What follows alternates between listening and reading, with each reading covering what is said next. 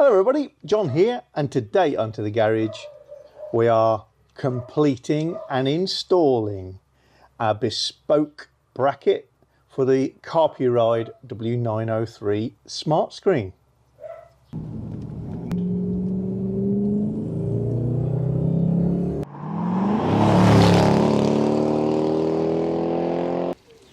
Hi everyone. So you've not missed much. As suggested, I have given that several coats of grey primer, and I've enlarged the centre hole to 8mm because I decided to put a riv nut in there, and the arms or legs tabs have been shaped just a little bit more to match the shapes inside the plastic moulding. For those who watch all the videos, this coincidentally is the little infill piece that I said I was going to make to finish off the dog gate in my camper van. This I'm going to finish off with this Protex textured coating, and it's what I used years ago now to paint the plastic bumpers on my Volkswagen T4, which were very faded and quite damaged, and I had to do a few repairs on them. This puts a bit of texture back on to match the original sort of pimply finish that you get on plastics.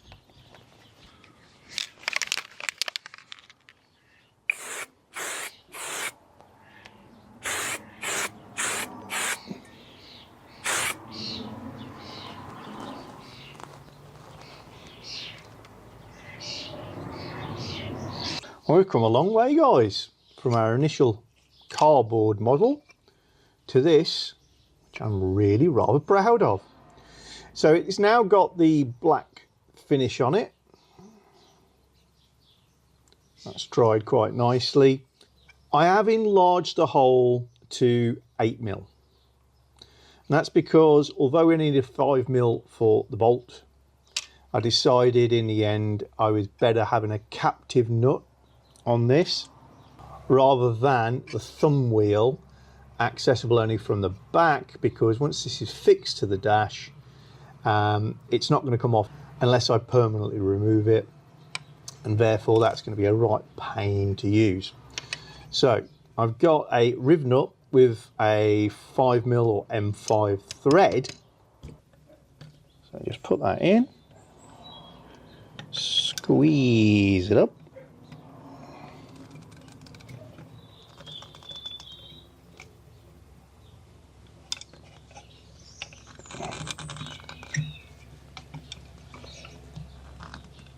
until you feel some resistance, and then we're done.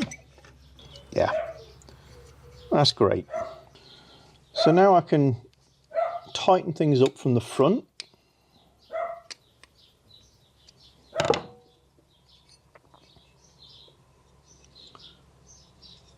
But we need to resolve this seating situation, because not only have I got this sort of semicircular seat, and I want it to be very stable, but also it pulls up onto the head of that, so it hasn't got a very wide seating area either. So we need to modify this to give us a better seating position, this cup. Remember, these are all parts provided by CARPURIDE as part of their mounting kit.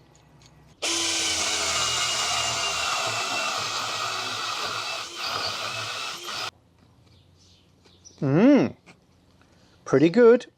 It's a good match. So now, having that cup, yeah, I could cut that out, hole through there, and this could be the seat. But I'm adding quite a bit of thickness, which is going to push the screen further away from the dashboard. I've had another more robust idea. If I take this big washer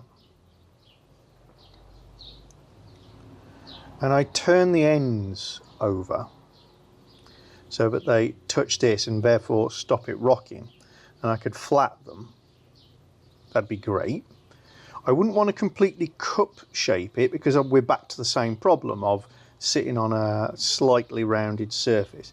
But as long as I can keep the base flat, that'd be good. And also the bracket here now has a riv nut. So if I enlarge the hole in the middle, that'll mean that I bridge the riv nut and we're back to flush.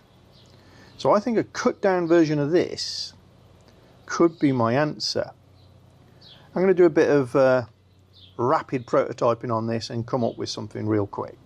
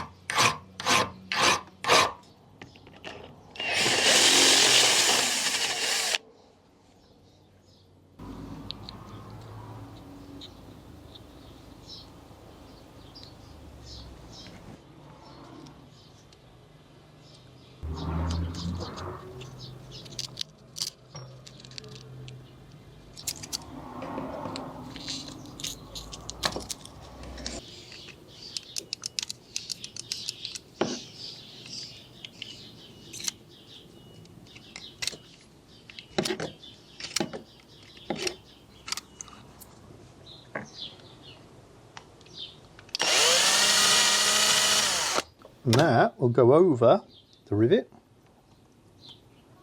perfectly, and that will go on there, and that will tighten the whole thing up. Ta-da! Very happy. Needs a bit of black paint on that now.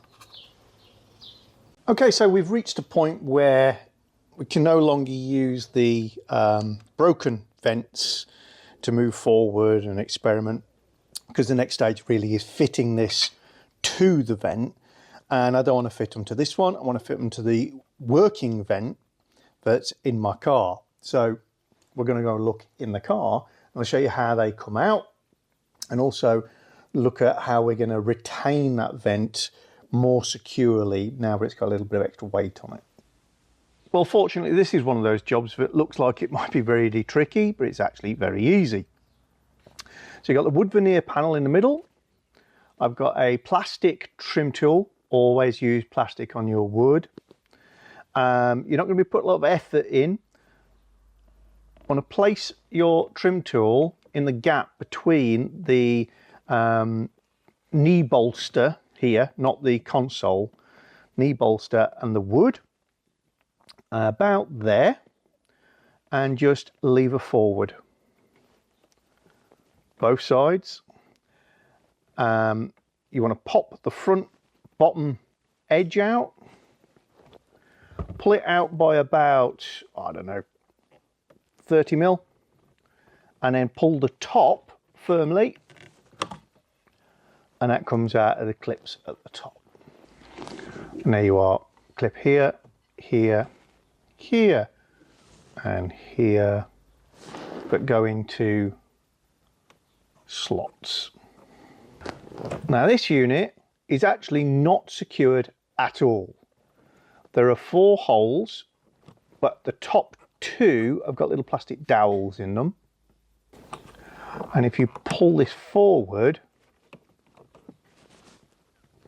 there we go. Again, once its spring clips have let go, which are not strong, they're just these things, the whole thing jumps out. Mine's got my label on because I've been in here many times before repairing the very delicate vents we talked about. If you want to see how to do that, there's another video on repairing vents, and mine have got metal parts in now made of wire rather than plastic, which will fail.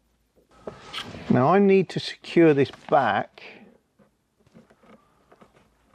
Just feeling the materials, got quite a lot of thick plastic there, just to the right of the dowel pin.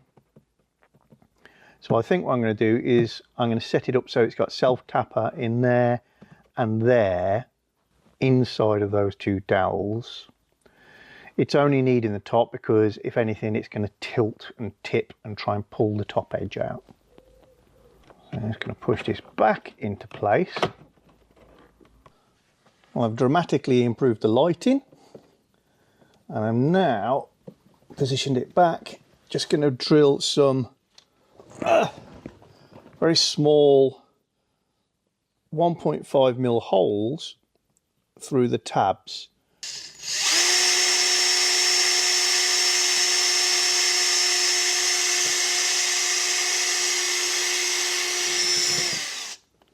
There's one.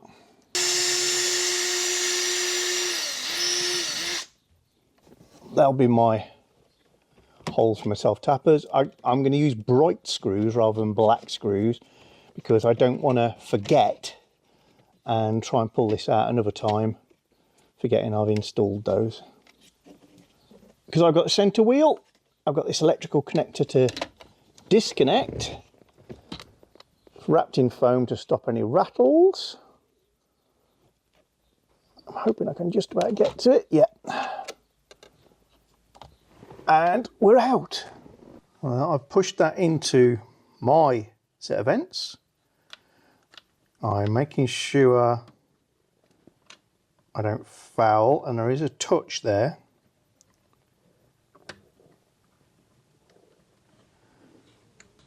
Is it top or is it bottom? I think it was a little bit at the top. Just slowly inching it in till, yeah, I can feel that touch point. So what I'll do is I'll just put a pencil mark. It's turned out pretty precise. You see, I've just got the radius sticking out. And the top doesn't seem to be an issue.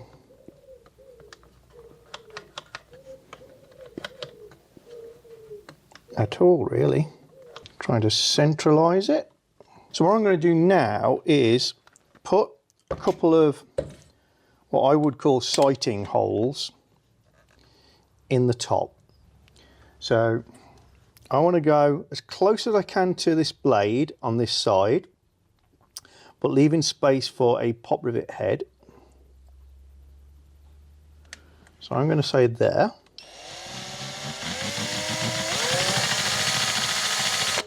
Marked. Same on this side.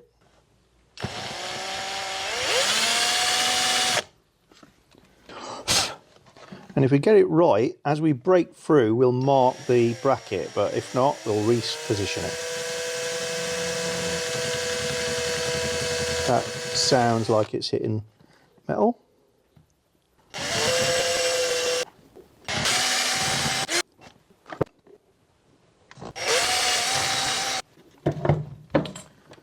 So with them in place, let's see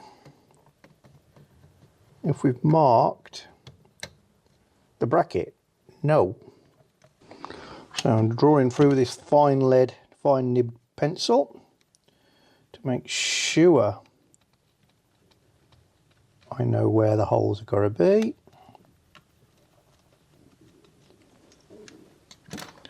Let's pull that out, and we've got excellent positions.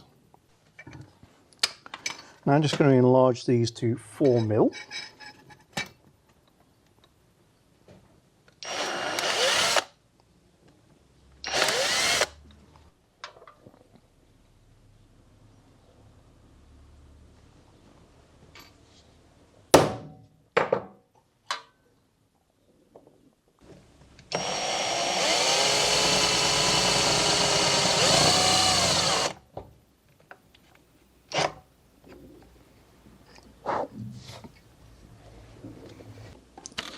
And then using 4mm rivets, I'm I'm going to peg it into position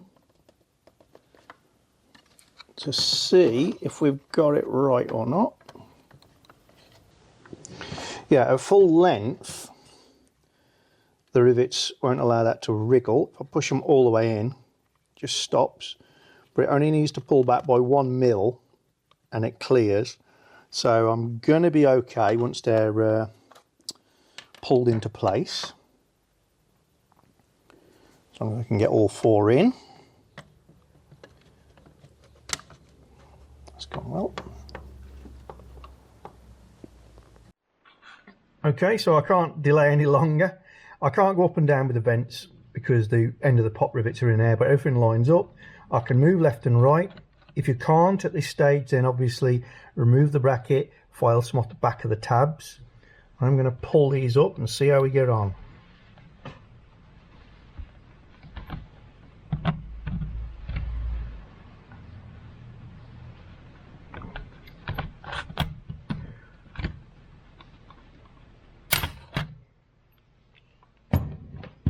Pot rivets can be removed quite easily by drilling the head end, but obviously not as convenient as other fixings. And that's going to work just fine. I might have to just readjust my vanes because we're on a wire bracket now, so I can tweak the gaps. But yep, that's moving nicely, and they'll move even nicer when the bottom's in. Very pleased. If, like me, you're going for a semi-permanent install and you want it to be as neat as possible, then you want to put a 12mm hole, that's just a pilot, on the left-hand side, just behind the seam, and that's so that you can put your wiring through there, through here, to the device, and have the most concealed fitment possible. But if you want to be able to take the wiring out as well as the unit on a regular basis, don't do this.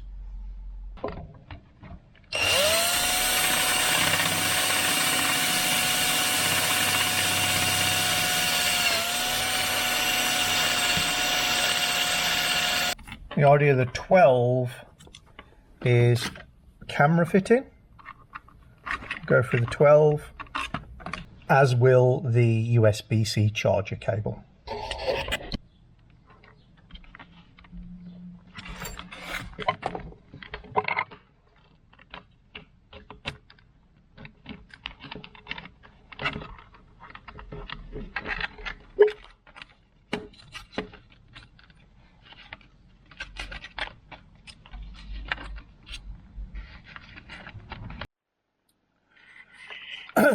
But if you do want to do the same as me, there it is installed. So cables now go in through that hole in the bottom. They're pinned to the trunking with 2 holes there and another cable tie. They go out through the second vent hole at the bottom. I've got them looping back towards and behind my bracket, and this is the only bit I'm not really happy with the look of this cable tie here, but I might do something different with that, with some black lock wire or something. And I've got another one up here, just keeping these at the right length, and obviously if they're not in use they can be tucked behind there, but 99% of the time the intent is that's going to be plugged in, and these cables are behind the unit, so they're all lost. And these cables are now behind my dashboard, and that's the cable for the charge and the cable for the rear view camera. Okay, so vents are back in again, now with the cables routed behind them. I've just released my instrument pack, 4 screws, and got the cables so that they are slack. I'm going to run behind the clocks. I'll put the clocks back on top. Well, there we go. Clocks are back in, wires come out. I've got them going over this soft roll at the bottom, bit of tape around to protect them, and then behind the console and just wrapped behind there. I'm going a little bit to excess, but that's me. You don't have to.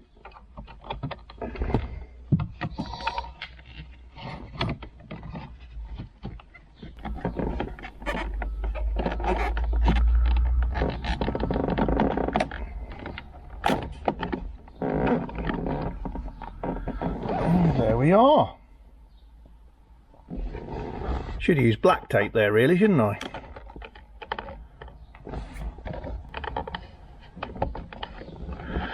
So why have I done it this way? Absolutely 100% reversible, and as I said, gives the best fit for a semi-permanent installation. Well, there's nothing else to do but install the unit. See how we get on. I think I've set the angle up about right. So reversing camera goes there. Power goes and that,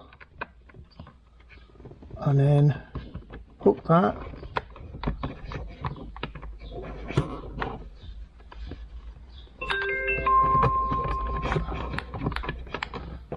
onto there.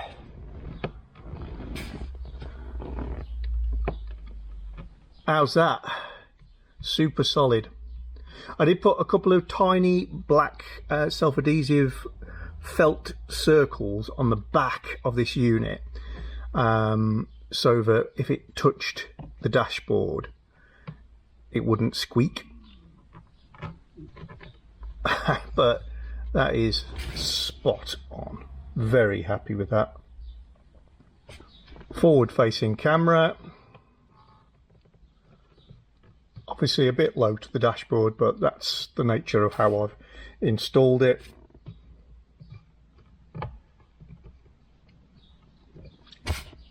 Us. We can have a look at us. And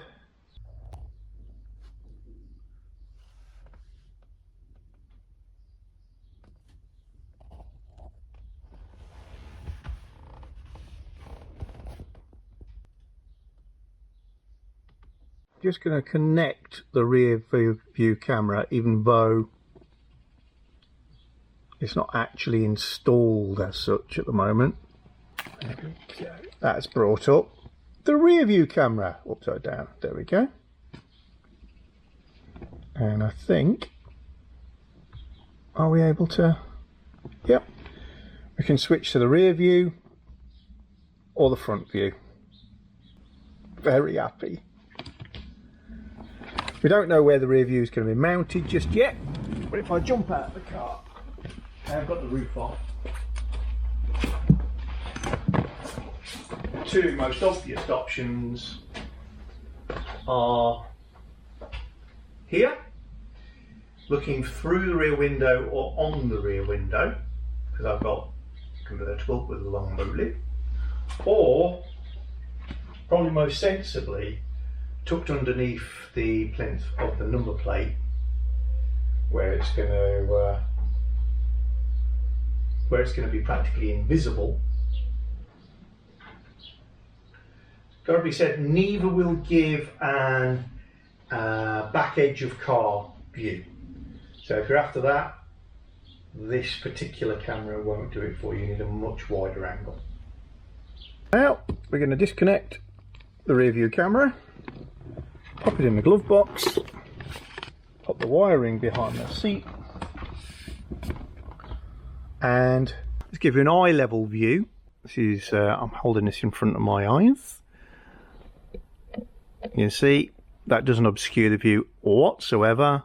All the instruments are clearly visible. The camera is well above the dashboard, so that's not giving me any issues either. If you want it to be less obvious, you can lower it a little bit, and I can still operate my air vents. You can still get the centre wheel through that cutout, even though you can't see it without leaning down. That's not really an issue. Happy, happy, happy bunny.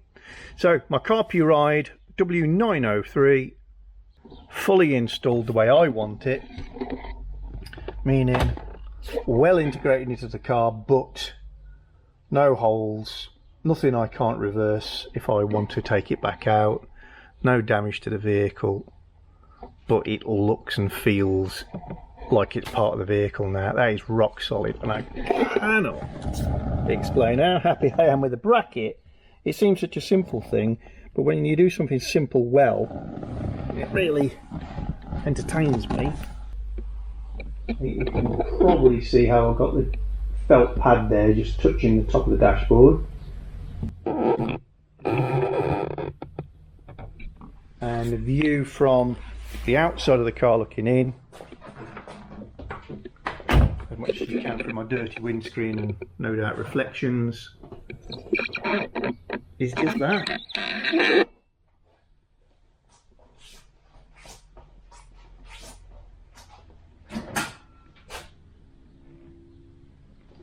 Very happy.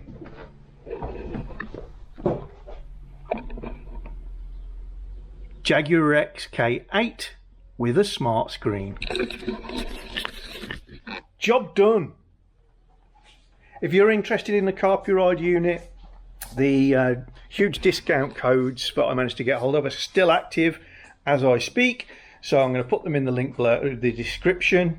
If you want to make a bracket exactly the same as mine, I'll make sure that there's a link to the drawing, and you can freeze frame it in the video anyway if you want to have a look at that. But you know, do your own thing. Maybe one of the standard mounts would work nicely for you. For me, that is perfection. Catch up with you again when I'm doing the reversing camera. If you're enjoying our channel, then don't forget to subscribe and click the little bell icon so you get notifications of new videos. And please give us a thumbs up or thumbs down, and you can share the videos. And below the video is always the area where you can comment and get involved with the chat.